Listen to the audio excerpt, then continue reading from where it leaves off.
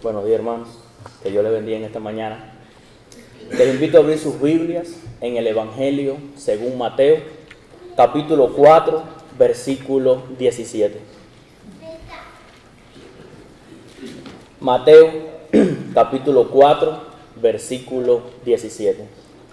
Leamos. Desde entonces comenzó Jesús a predicar y a decir: arrepentíos, porque el reino de los cielos se ha acercado. Quiero trabajar esta porción bajo el título Entendiendo el Evangelio.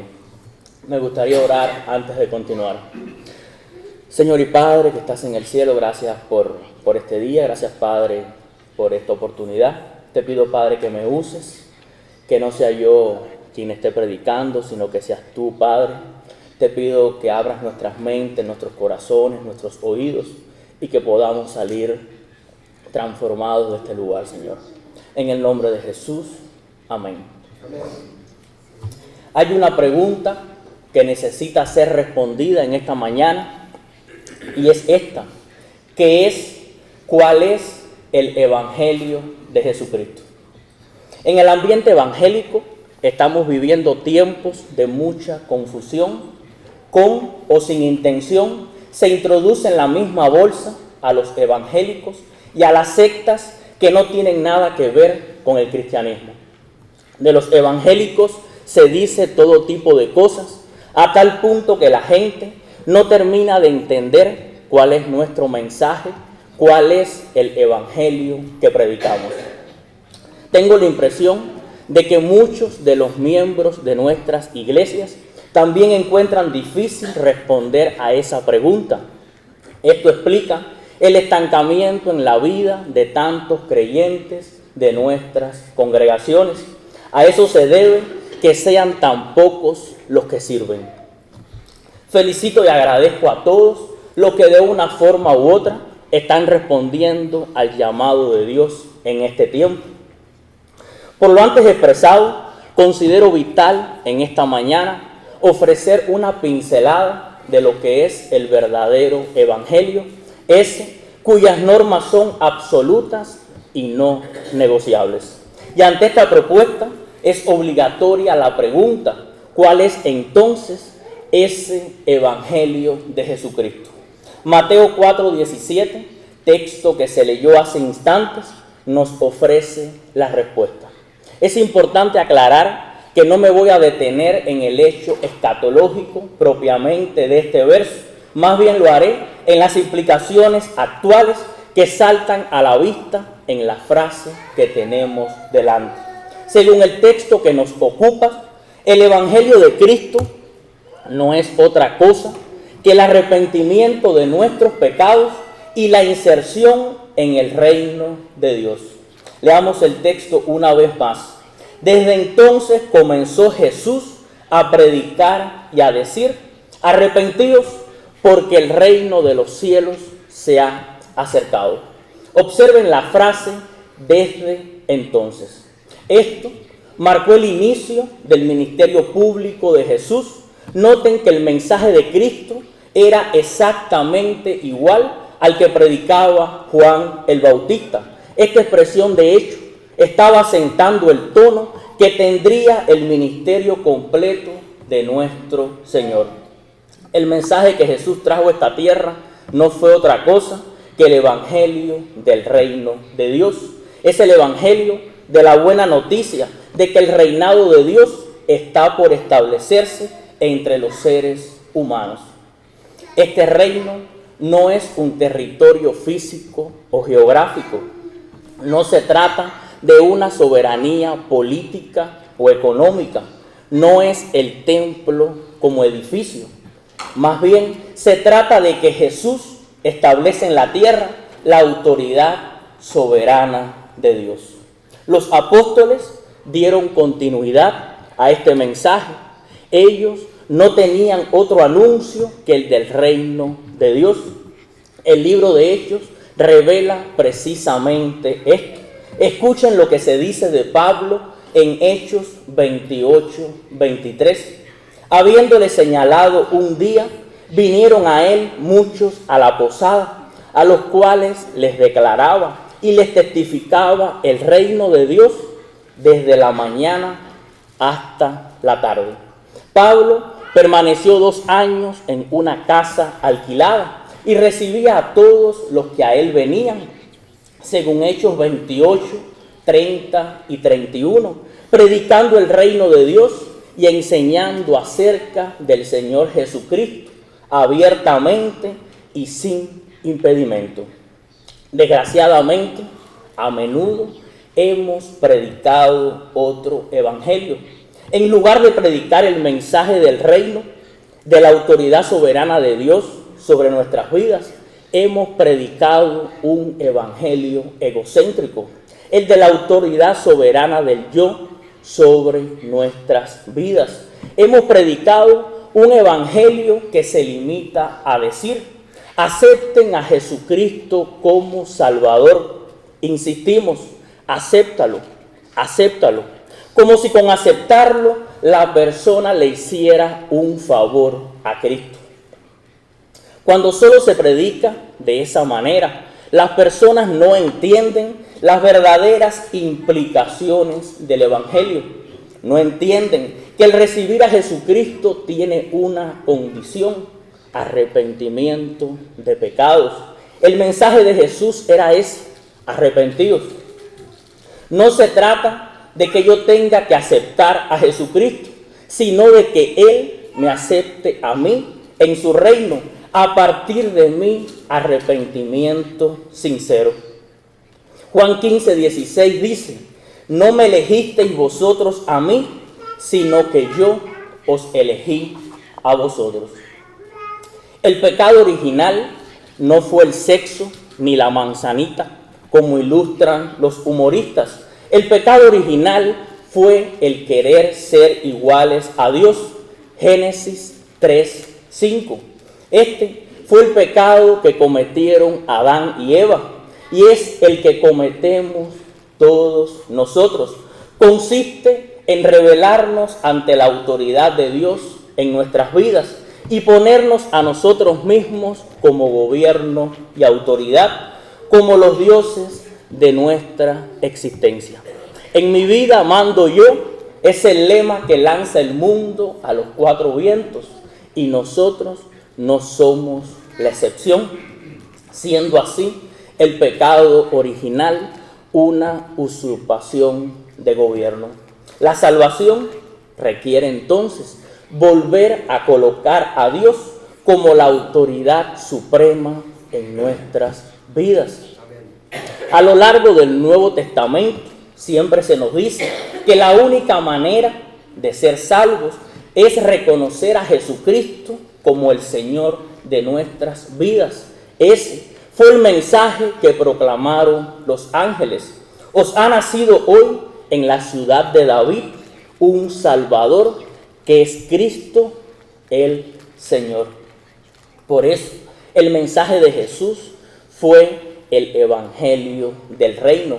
Lamentablemente, con frecuencia, la gente recurre a una iglesia y a Dios en búsqueda de respuestas a alguna necesidad.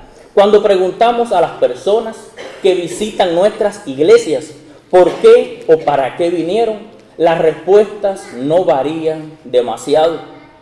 Vine para que Jesús me sane, me prospere, me ayude, y nosotros le agregamos: y te salve.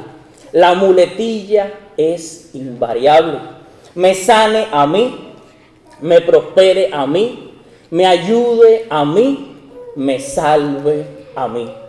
Casi pareciera que Jesucristo es un empleado a mi disposición, como quien llama a un sirviente con una campanita para que acuda a servir al amo. Los creyentes usamos la oración para que Dios nos atienda. Por ello, cuando Jesús no hace lo que yo le pido, dejo de congregarme porque entro en desilusión con Dios. Por supuesto que Jesucristo sana, ayuda, prospera. Por supuesto que Él es el Salvador. No lo estoy negando en absoluto. Sin embargo, es importante que entendamos en esta mañana que la única manera de ser salvos es reconociendo a Cristo como el Rey de nuestras vidas, el dueño, el que manda en nuestros pensamientos, palabras y acciones. Cuando la gente recibe otro evangelio que no es el evangelio del reino, cuyo reino, valga la redundancia, tiene un único Rey y Señor, entonces su vida cristiana y su inserción en la iglesia siguen los patrones del yo y no los del reino de Dios. Es por ello que muchos que dicen estar en Cristo siguen siendo los dueños de sus vidas, los que mandan y toman decisiones. Están en la iglesia, pero siguen con el evangelio egocéntrico que recibieron. El pastor le dice: hermano, hace mucho que estás con nosotros, habiendo dado el paso de fe. ¿Cuándo se va a bautizar? Ah, pastor, no lo siento todavía. ¿De dónde habrán sacado los que así se comportan? Que el bautismo es una cuestión de sentimientos. El bautismo es un mandato, es la expresión visible de la fe declarada con los labios y el corazón. Pero claro, como Jesucristo no es el Rey de su vida, la persona se considera con derecho a decir qué es lo que siente y lo que no siente, y a tomar decisiones en función de sus sentimientos. Hermano, ¿no le gustaría servir y poner los dones en práctica? Ah, no tengo tiempo. Por ahora no tengo otros planes. ¿Quién le habrá dicho que un cristiano puede decir ahora no al ejercicio de los dones? ¿O quién le habrá enseñado que puede manejar su tiempo como mejor le parece? Cuando le entregamos nuestras vidas a Jesucristo, dejamos de ser los dueños de nosotros mismos, dejamos de ser los dueños de nuestro tiempo. Somos de Él y vivimos para Él. ¿No te gusta lo que estoy diciendo? Romanos 14:8 lo declara de esta manera: porque si vivimos, para el Señor vivimos, y si morimos, para el Señor morimos. Así pues, sea que vivamos o que muramos, del Señor somos. Y en 2 de Corintios 5:15 leemos: y por todos murió, para que los que viven ya no vivan para sí, sino para aquel que murió y resucitó por ellos. ¿Sabes por qué tenemos a tantos cristianos por cuenta propia? Sencillo. Esos que viven así han recibido a Jesucristo solo como Salvador y no como Rey y Señor.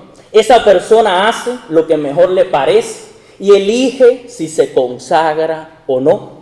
Elige a su antojo con quién noviar, elige a su antojo con quién casarse, elige si sirve o no al Señor, elige si ofrenda o no y cuánto, no según la fidelidad, sino según su consideración del dar raquíticamente.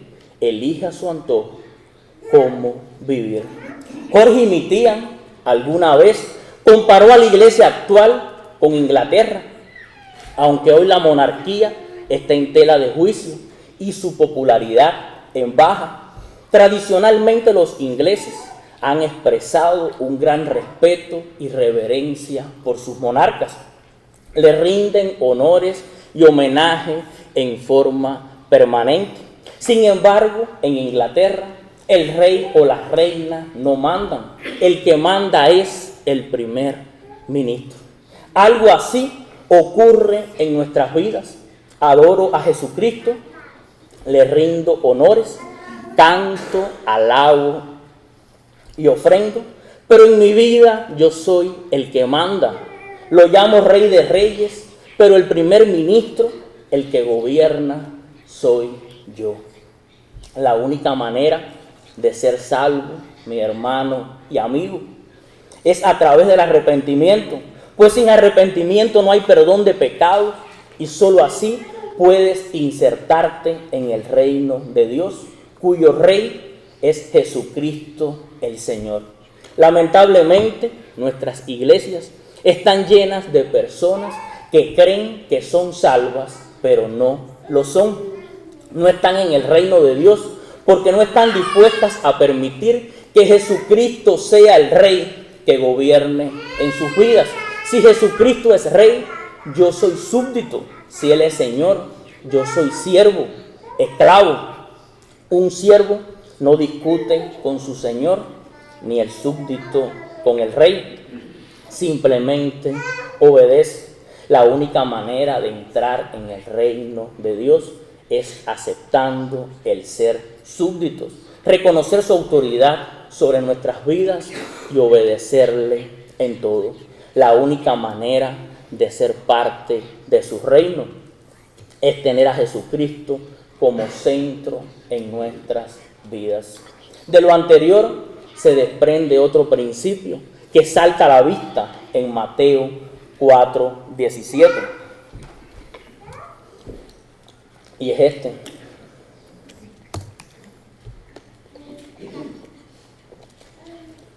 El Evangelio de Jesucristo es Jesucristo mismo. Observe que dice el texto. Desde entonces comenzó. ¿Quién comenzó? Nada más y nada menos que Jesús, el Hijo de Dios, el Rey de Reyes y Señor de Señores. Quien comenzó a proclamar el reino de Dios fue el propio Rey. Cuando una persona toma en serio el Evangelio y se somete con toda seriedad al señorío de Cristo, su vida experimenta auténtica renovación. En estos tiempos hay muy pocos hombres y mujeres renovados. Hay muchas personas que cambian aspectos formales o exteriores cuando empiezan a participar en una iglesia, pero su vida sigue siendo gobernada por ellas mismas. La verdadera renovación consiste en vivir bajo el gobierno de Jesucristo. La Biblia enseña que solamente el que está en Cristo es una nueva criatura. Segunda de Corintios 5:17. La renovación se fundamenta en una conversión auténtica, que consiste en que Dios hace de nosotros una nueva persona. Para que esta renovación sea posible, es preciso estar en Cristo, o sea, ser uno con Él, vivir bajo su soberanía. Lamentablemente, hay muchas iglesias hoy que se parecen a la iglesia de la Odisea, a la que Cristo tuvo que decirle: yo estoy a la puerta y llamo. Si alguno oye mi voz y abre la puerta, entraré a él y cenaré con él y él conmigo. Apocalipsis 3:20. ¿Qué estaba sucediendo allí? En aquella iglesia estaban cantando, orando, ofrendando, predicando, pero Cristo estaba afuera, golpeando la puerta. Estaba a la intemperie. ¿Por qué? Mientras la iglesia estaba desarrollando su culto, supuestamente alrededor de la presencia de Cristo, en realidad el Señor estaba afuera pidiendo entrar. Respuesta: porque en aquella iglesia había cristianos cuyo centro no era Cristo. El cáncer de muchas congregaciones, y Dios nos libre de ello, es que el centro es su programa de actividades y no Cristo. Funcionan, tienen cierto crecimiento, pero Cristo no reina. Son como un automóvil con la caja de cambio en posición de neutro. Hacen bulla, aceleran, gastan energía, pero no avanzan. En apariencia está todo bien, un buen edificio, un buen plantel de líderes, un programa de actividades bien organizados, títulos teológicos por doquier, pero Cristo no reina. No es Él quien pastorea a la grey. No es Él quien toma las decisiones. No es Él la cabeza de la iglesia. Quizás parece una iglesia cristocéntrica, pero no lo es. Tiene una buena fachada, pero detrás de la apariencia no es el Señor quien reina, es la gente. Iglesia, si el Evangelio de Jesucristo es Jesucristo mismo, significa que Él es el centro de nuestro culto y no el culto en sí mismo. Significa que Él es el objeto de nuestra adoración y no adoración a la adoración. Cuidado, mis hermanos, cuidémonos de que nuestra motivación cada domingo no sea el culto, sino Cristo. Aprovecho para advertir a aquellos que les encanta asistir a los cultos, emocionarse con las alabanzas, engordarse con la predicación, recargar las mal llamadas pilas espirituales el domingo, pero de lunes a sábado viven como se les ocurre. En personas así, Cristo no reina. Por eso el lunes, cuando las alabanzas ya no se escuchan, cuando no está el pastor para orar por ellos, cuando olvidaron la predicación, se sienten vacíos, pues el fundamento de sus vidas no es Cristo, sino el yo, lo que pienso yo, lo que quiero yo, lo que siento yo. No me malinterpreten, por favor, no estoy en contra del culto, ni de emocionarse con la adoración, ni de alimentarse con la predicación, ni de ministrar a las personas en oración según sus necesidades. Gloria a Dios por ello. Pero gloria a Dios si Cristo es el centro, si Cristo es el Señor de nuestras vidas. Muchos creyentes viven un cristianismo sentimental, como lo llamaba Helmut Thielicke. Se entusiasman con un culto o con la predicación, pero hasta ahí. Se sienten satisfechos con sus vidas vacías. No sé si lo sabes, pero la satisfacción en el plano espiritual es la tumba del progreso. Resulta que cuando la palabra de Dios realmente da en el blanco, nos hace morir y renacer. Y como todo nacimiento, ella causa dolor. Para que la nueva vida sea liberada, hay que pasar por la cruz, hay que romper muchas ligaduras, renunciar a cosas que nos esclavizan. Cuando el culto solo nos produce entusiasmo, tengamos cuidado. Es posible que no sea otra cosa que retórica, espuma inconsistente. Iglesia, la palabra de Dios no es delicia para nuestros oídos, sino un martillo. No por gusto dijeron varios de los discípulos, dura es esta palabra, ¿quién la puede oír? Permítanme añadir además que si el Evangelio es Jesucristo mismo, entonces significa que el Evangelio no es el profeta, ni el apóstol, ni el pastor, ni siquiera la doctrina. Hay iglesias cuyo centro es el líder, llámese misionero, pastor, apóstol, profeta o sacerdote. No estoy en contra del pastorado. Lo que me preocupa son las congregaciones que no giran alrededor de Cristo, sino de su pastor, apóstol o profeta. Cuando por alguna razón el pastor se va de la iglesia o cae en alguna inmoralidad, la congregación se viene abajo. ¿Quién la sostenía? ¿Cristo o el pastor? La función pastoral es vital en el liderazgo de una congregación. El problema es que hay casos en que se genera dependencia del pastor y no de Cristo. Procuremos que nuestra congregación no sea pastorcéntrica, sino cristocéntrica. No estoy desestimando el texto que dice a los pastores: sé diligente en conocer el estado ovejas.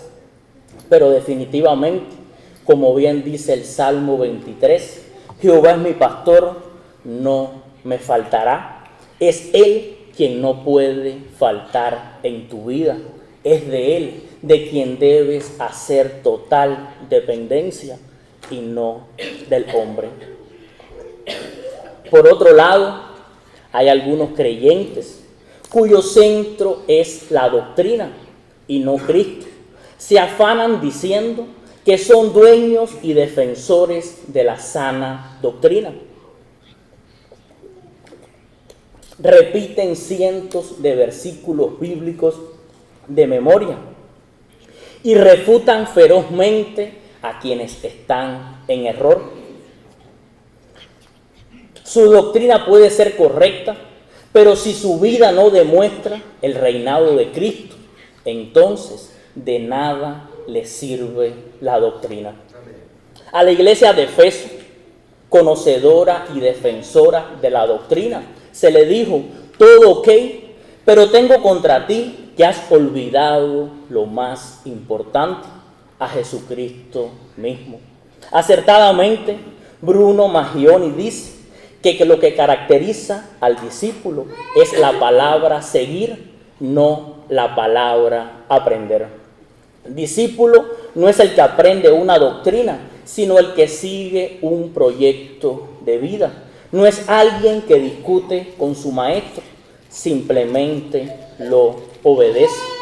Discípulo es alguien que conoce cada vez más a Cristo, no porque repite fórmulas doctrinales de otros, sino a medida que camina tras Él. Reitero, mis hermanos, no me malinterpreten, no estoy en contra de la doctrina. Debemos predicar y sostener la sana doctrina, pero ella no nos hace cristianos. Cierro en esta mañana afirmando esto, mi hermano que me escuchas.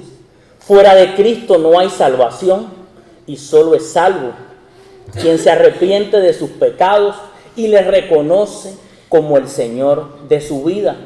No hay otra alternativa. Muchos piensan que pueden aceptar a Jesucristo como Salvador y después, en alguna reunión especial, recibirlo como Señor.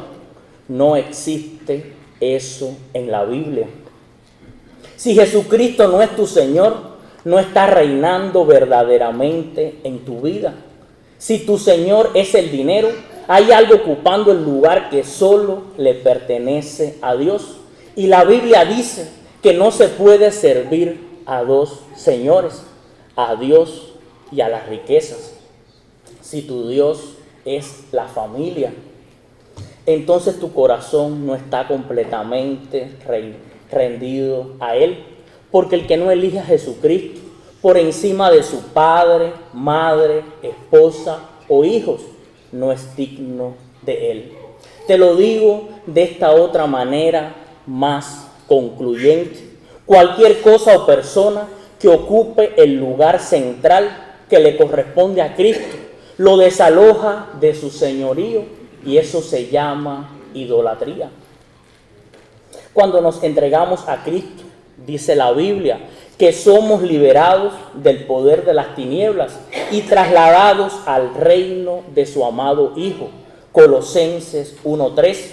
Pablo explica que en el reino de las tinieblas se hace la voluntad de la carne y de los pensamientos humanos.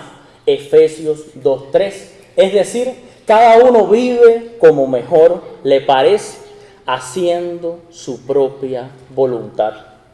Si eres tú quien manda en tu vida, todavía estás en el reino de las tinieblas. Porque en el reino del amado Hijo de Dios solo están los que hacen la voluntad del Padre Celestial. Mateo 7:21 lo expresa así: no todo el que me dice Señor, Señor, entrará en el reino de los cielos, sino el que hace la voluntad de mi Padre que está en los cielos. No hay alternativa. Tampoco hay dos mensajes, uno para creyentes comunes y otro para cristianos consagrados. cuando Jesús enfrentó al joven rico y percibió que éste tenía el dinero en el centro de su vida, le pidió que renunciara a sus posesiones. Lucas 18, 23. Lo mismo hizo con Zaqueo en Lucas 19, 1 al 10. Cada uno debía renunciar a lo que ocupaba el centro de su vida, no para ser pastores o misioneros, sino para ser salvos. La pregunta del joven rico no fue cómo entrar al doctorado en teología. Él no preguntó, ¿y cómo puedo hacerme teólogo? Sino, ¿qué hacer para heredar la vida eterna? Zaqueo, por su parte, aceptó la invitación del Señor y renunció a aquello que dominaba su vida, el dinero. Después de eso, Jesús no le dijo que ya estaba listo para irse como misionero. Le dijo, hoy ha venido la salvación a esta casa. Lucas 19, 9. No hay alternativa. Si Cristo nos reina en nuestras vidas, entonces no estamos en su reino. Pregunto con toda la seriedad que corresponde, ¿es Jesús el centro de tu vida y de mi vida?